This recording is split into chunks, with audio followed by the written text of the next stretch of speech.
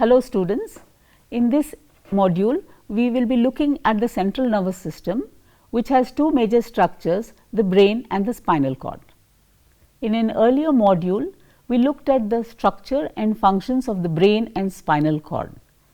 We will now move back to the brain and the cerebral cortex in particular and look at the functions, which will help us in understanding the concept of localization of brain functions. Localization of brain functions refers to the theory that certain areas of the brain correspond to certain functions. In that, specific areas of the brain control different functions carried out by the brain. It refers to the idea that behavior, emotions and thoughts originate in the brain in specific locations. Let us look at the history first. The first theories localizing human intellect and experience were debated among the Greek natural philosophers, including Aristotle and Galen. During the 17th century, René Descartes argued that the brain and nervous system functioned like a machine. The brain came to be seen as made of parts, each one in a pre-assigned location, each performing a single function, so that if one of its parts were damaged, nothing could be done to replace it. Descartes' idea of the brain as a complex machine culminated in our current idea of the brain as a computer and in the localization of brain functions. In 1796, Franz Gall, a pioneer in the study of localization of brain functions, proposed the concept of phrenology. According to phrenology, the brain was not a homogeneous unit, but instead an aggregate of mental organs with specific functions. In the second half of the 19th century, a new perspective on the brain suggested that the two cerebral hemispheres were not completely equivalent in terms of function. The famous physician Paul Broca identified a number of cases where damage to the left hemisphere produced deficits in language. Broca's idea of hemispheric localization got some additional support from the German physician Karl Wernicke in 1874. Wernicke reported that damage to a certain region in the left hemisphere often resulted in a speech deficit, where patients were able to produce speech sounds that resembled fluent language, but actually were meaningless. There is a wealth of case studies on patients with damage to Broca's and Wernicke's areas that have demonstrated localization of language functions. These case studies provide evidence to support the idea that certain elements of language production and comprehension are localized in the Broca and Wernicke regions of the cerebral cortex. In 1931, Lashley propounded the equipotentiality theory that suggested that the basic motor and sensory functions are localized, but that higher mental functions are not. He claimed that intact areas of the cortex could take over responsibility for specific cognitive functions following brain injury. The equipotentiality concept and localization models led to the distributed function model of the brain, which is a compromise between the two models, as it shows both how the brain can adapt and how it can reorganize itself in the event of damage. That is to say, if a lobe is damaged, the brain can rewire itself to try and function. The main advantage of the distributed function model is that in the event of brain damage, it is possible that complete function loss may not occur as opposed to localization, which would mean that if a lobe was damaged, function could be entirely lost to that mechanism. Split brain studies and brain scan studies in the 20th century supported the distributed function model. In 1989, Tulving found that participants in a study of memory, the prefrontal cortex was used predominantly to try to remember episodic memories, whereas semantic memory showed high levels of activity towards the back of the cortex. Understanding brain function and functional localization had crude beginnings, but this early understanding laid the foundation for brain research in the modern era. Now, let us look at the 4 brain lobes. As we learnt earlier, each hemisphere of the cerebral cortex can be broken down into 4 functionally and spatially defined lobes: frontal, parietal, temporal and occipital. Localization of brain functions is described following these 4 cerebral lobes. The frontal cortex is responsible for the processing of information from diverse and very widely separated regions of the rest of the cortex. It is a complex integration center that defines an individual's personality more than any other region of the brain. It creates an awareness of the self in relation to the world and enables us to plan and execute actions into the future. The frontal lobe is located at the front of the brain over the eyes. It also contains the motor cortex, which is important for planning and implementing movement. It is mostly involved in the control of voluntary muscles, intelligence and personality, motor behavior, expressive language, ability to concentrate and attend, reasoning and thinking, and orientation to time, place and person. An important part of the frontal lobes is the prefrontal cortex, which primarily deals with higher order thinking, such as personality and processing primary motor and sensory data. It is often called the executive control system because of its role in monitoring and organizing thinking. Deficiencies and damage in the frontal cortex compromise the ability of an individual to make sensible predictions about the future, consequences of events and actions in the present. Although intellectual power may be left unaltered, normal restraints on interpersonal discourse are seriously affected by frontal damage. Much of what makes us human, civilized and creative resides in this part of the brain. The parietal lobe is located at the top and toward the rear of the head.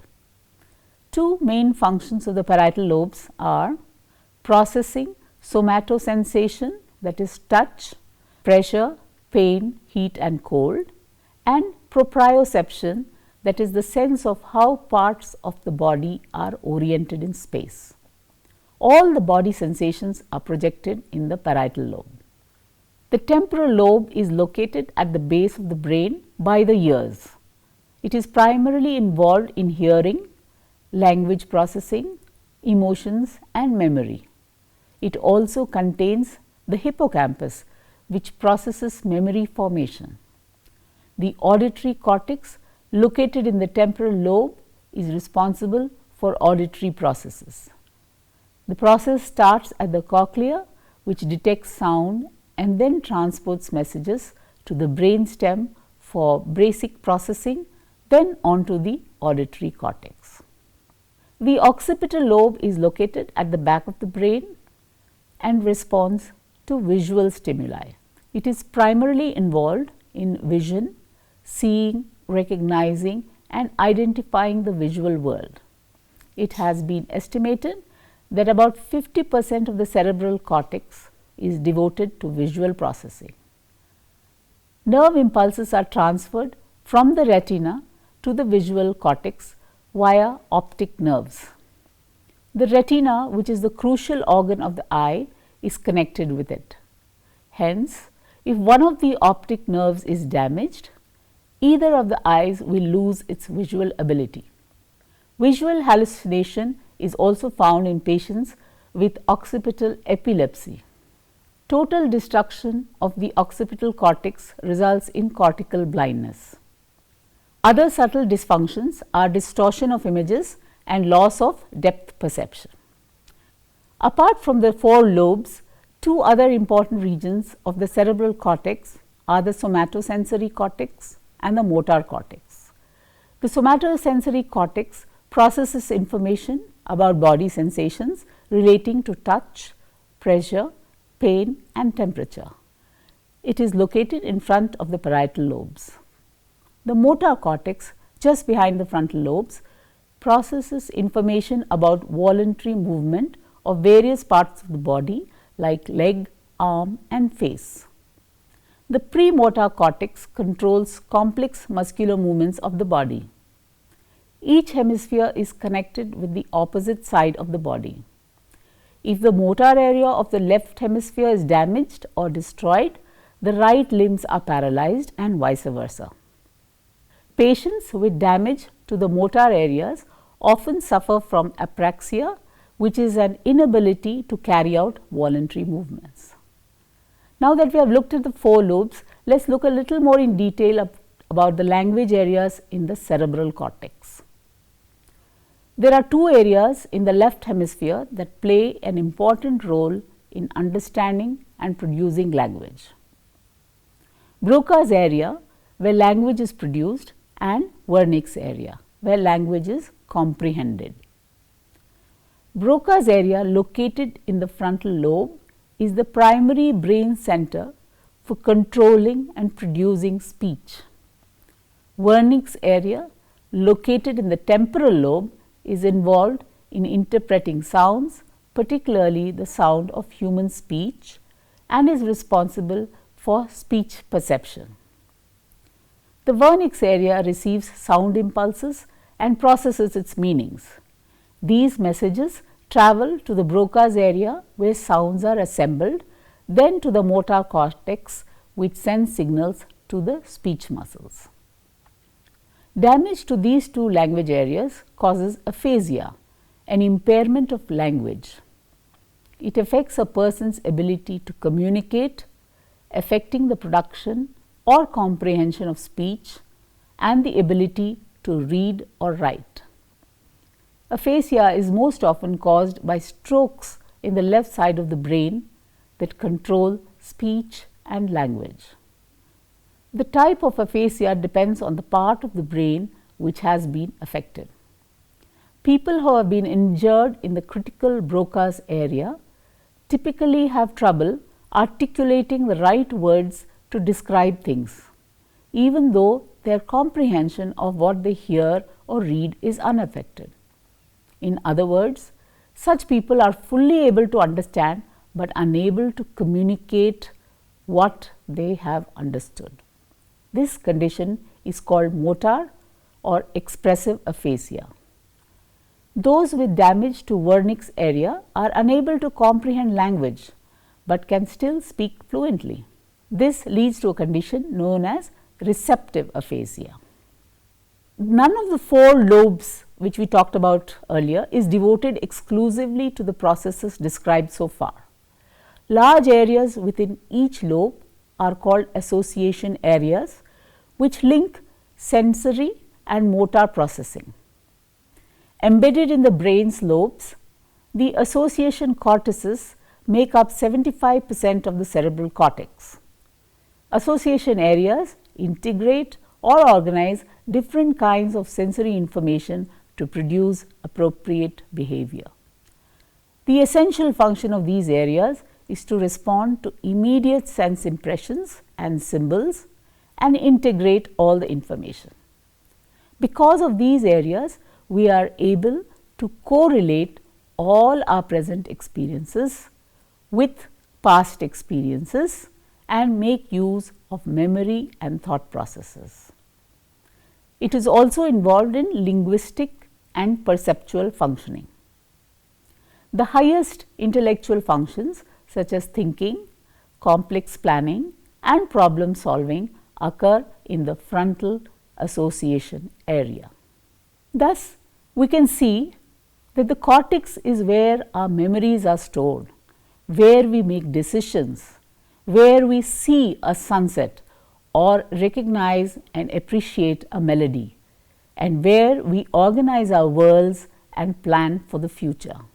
Without a cortex, we would cease to exist as unique functioning individuals. The cerebral cortex functions like an executive, interpreting incoming information and making decisions about how to respond.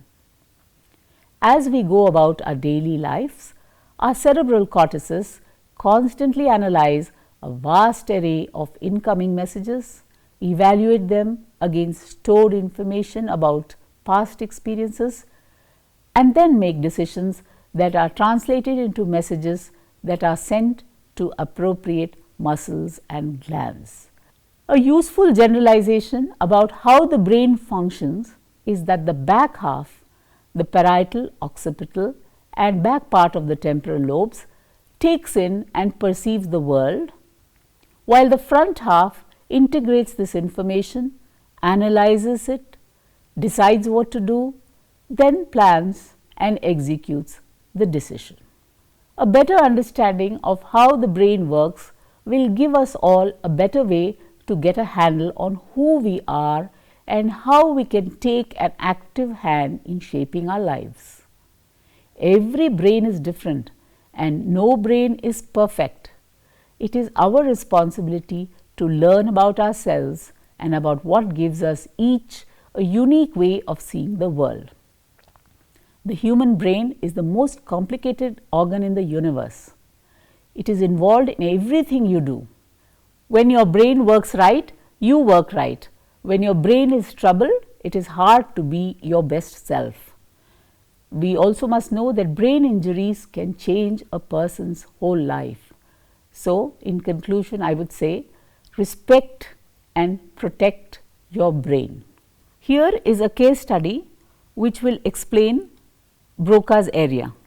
When he was 30 years old, Louis Victor Le Borgne lost the ability to speak or speak in any matter that made any sort of sense. Upon being admitted to a suburban Paris hospital that specialized in mental illness, he could utter only a single syllable, tan.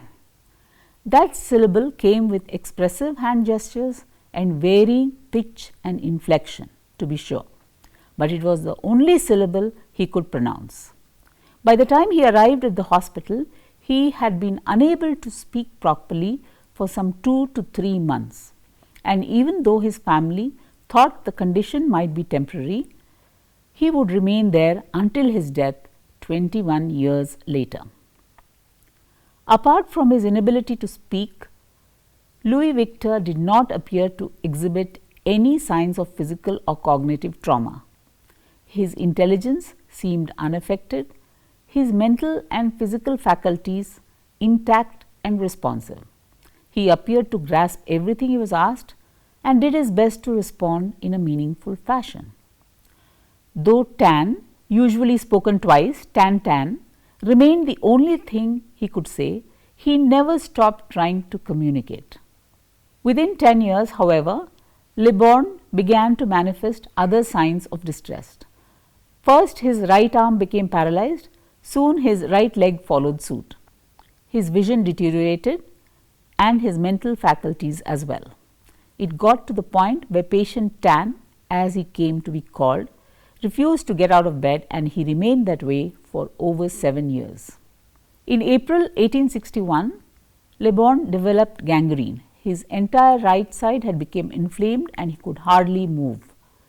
He was then admitted to surgery, and there he met for the first time a French physician, Pierre Paul Broca. Broca specialized in study of language. Le Borgne intrigued him. Gangrene aside, he decided to test the patient's faculties to see if he couldn't determine the extent of his condition. It was tricky business. Le Borgne was right-handed. Not only could he not speak, but he couldn't write. Communication would prove difficult. Le Borgne could, however, gesture with his left hand, and while many of his gestures were incomprehensible, when it came to numbers, he retained a surprising amount of control. He could tell the time on a watch to the second. He knew how long he had been at the hospital. His faculties had indeed degraded, but in some ways he remained as sharp as ever. When it came to speech, however, Broca's main area of interest, Le Borgne was hopelessly lost. As Broca would later describe his condition, he could no longer produce but a single syllable which he usually repeated twice in succession, regardless of the question asked him, he always responded tan tan, combined with various expressive gestures. That is why throughout the hospital he is known only by the name Tan. Broca termed this deficit aphasia, the loss of articulated speech. So, in this module we looked at many theories which supported the localization of brain functions, but also at certain other theories which tried to show that localization of brain functions was not something which was fixed. We looked at the 4 lobes of the brain which is used to describe the localization of brain functions, and we looked specifically at certain language areas which support the theory of the localization of brain functions.